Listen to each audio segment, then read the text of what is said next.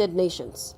Tajani pointed to Article 11 of Italy's constitution, which bars joining organizations without equal standing among members, a condition he says is violated by a charter granting Trump veto power and final authority.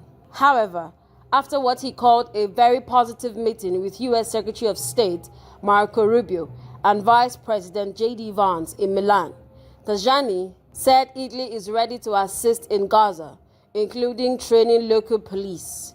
The board, which reportedly requires a $1 billion fee for permanent membership, is set to hold its first meeting in Washington on February 19th, a day after Trump meets Israeli Prime Minister Benjamin Netanyahu.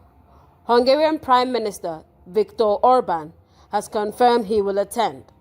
Trump invited around 60 countries to join, though only 26 are listed so far. UN Secretary General Antonio Guterres has criticized the initiative, insisting responsibility for global peace remains with the United Nations Security Council. The UK Foreign Office is reviewing a payoff made to Labour peer Lord Mandelson after he was removed as Britain's ambassador to the United States, sources say. The review follows new disclosures about Lord Mandelson's contact with the late financier Jeffrey Epstein and a separate police investigation now underway in the UK. Lord Mandelson was dismissed from the ambassadorial role in September and is believed to have received an exit payment of up to £40,000. Government sources have confirmed a financial statement was reached, though the exact amount has not been disclosed. The figure is thought to be equivalent to bailout plans and UK economic policy. The Metropolitan Police is investigating allegations of misconduct in public office. Lord Mandelson denies any criminal wrongdoing and says he was not motivated by financial gain. Police said the investigation is ongoing and complex, and no further comments will be made at this stage. U.S. news anchor Savannah Guthrie and her family have released a video appeal for the safe return of their mother, who has been missing for nearly a week. In a video posted on Instagram, Guthrie appeared alongside her siblings, addressing whoever may be holding their mother. She said the family had received a message and pleaded for her safe return, adding they were willing to pay. Nancy Guthrie disappeared overnight from her home in Tucson, Arizona, last weekend. Authorities believe she was taken against her will. Police say there is currently no identified suspect, and a reward of $50,000 is being offered for information. Concern was first raised when Guthrie failed to attend Sunday church services. Investigators later discovered her doorbell camera had been disconnected and her data from her Peacemaker-linked app stopped transmitting at around 2:30 Sunday morning. The FBI says it is investigating a possible ransom message sent to several media outlets. Officials confirm they are reviewing new information for accuracy. U.S. media report the message included a deadline and a financial demand, with some outlets saying that kidnappers are seeking millions of dollars in cryptocurrency.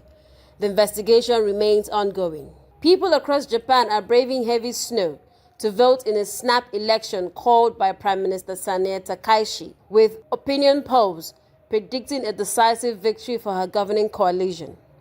This is Japan's first mid-winter election in more than 3 decades. Elections are usually held in milder seasons, but Takaishi called an early vote soon after winning her party's leadership, seeking a fresh public mandate. Polls suggest the Liberal Democratic Party and its new coalition member, the Japanese Innovation Party, could secure up to 300 of the 465 seats in the lower house.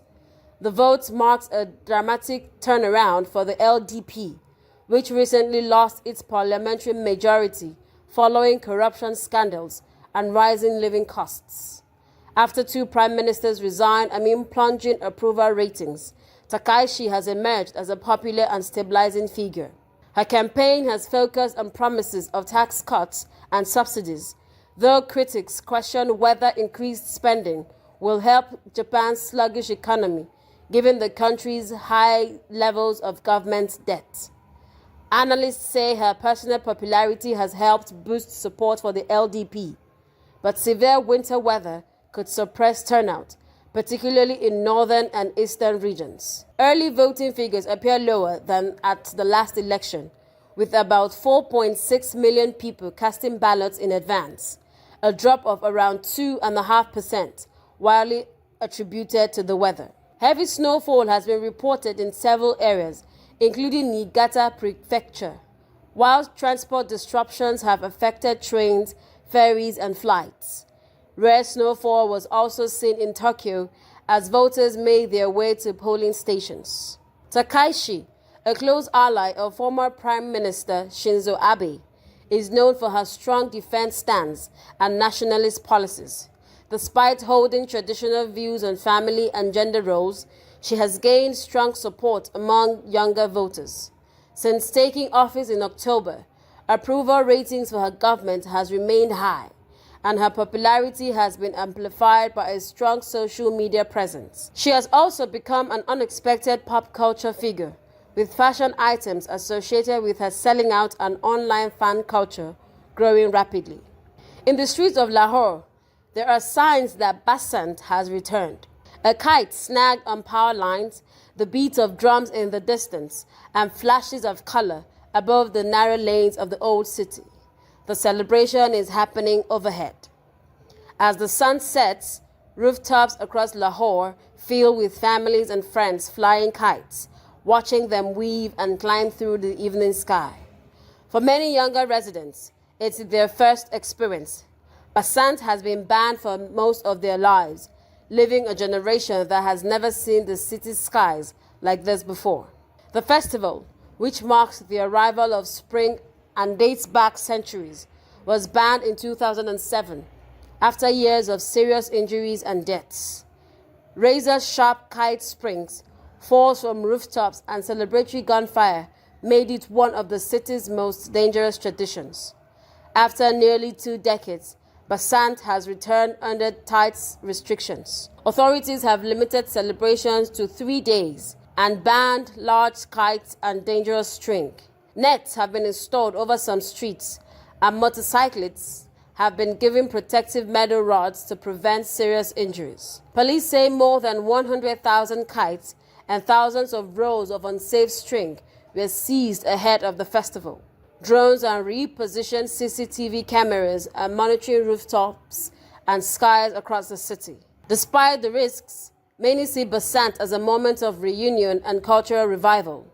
Families are reconnecting across generations, and visitors have traveled from overseas to take part. Supporters say the festival also brings economic benefits, boosting small traders, street vendors, and businesses in the old city.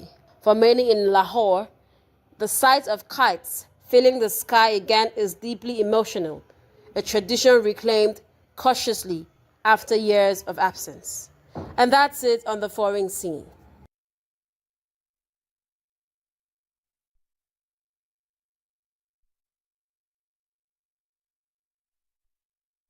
That's the news this hour. I am Uchenna Chimdi Olwoha. Thanks for watching.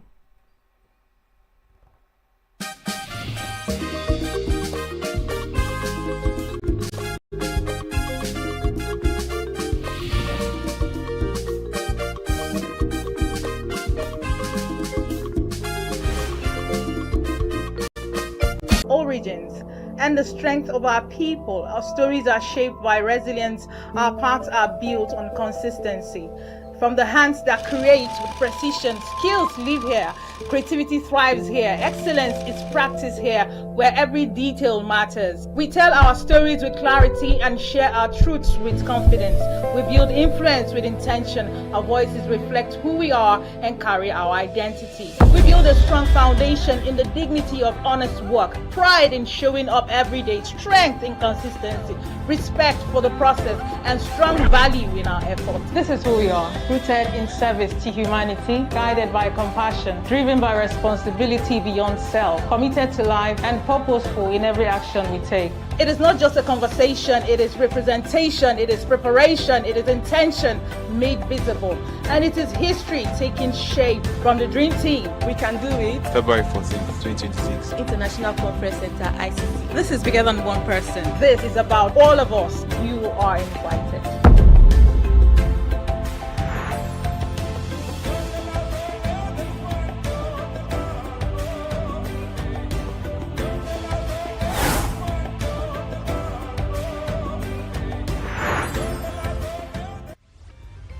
Signaturetv, news in your pocket. Every second, every minute, every day, news is breaking. Events occur and there are new developments. At Signaturetv, we follow these stories objectively, bringing all sides without bias, explaining the complex issues, breaking down the numbers, and investigating the issues behind the news. Anywhere and everywhere, near or far, wherever the news is, we will be there. Signaturetv, news in your pocket.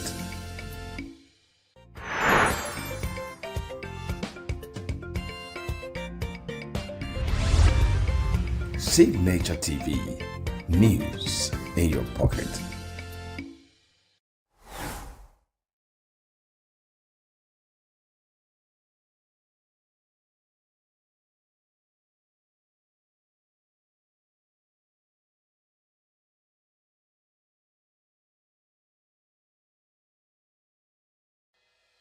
Health is more than a diagnosis. It's your lifestyle, your choices, and your future.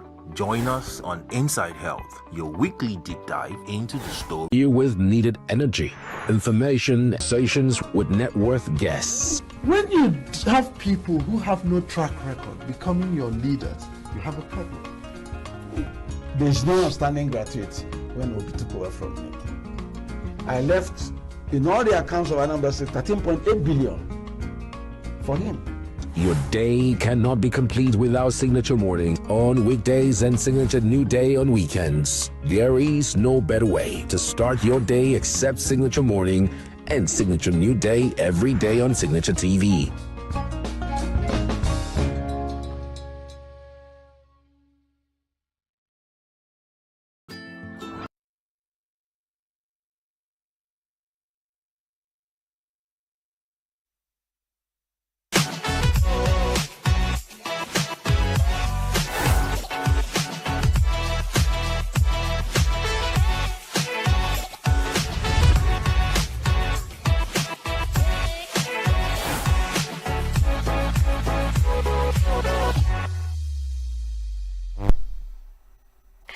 Good day, Nigeria. Welcome to E-Vibes, the entertainment show on Signaturetv. And of course, I'm your baby girl, Queenette Smokonta. I tend to tell you every single thing that is, of course, happening in the entertainment industry. And of course, today is Thursday, but I wouldn't be doing fashion review. We will be looking at Playlist Pal. And yes, we have an interview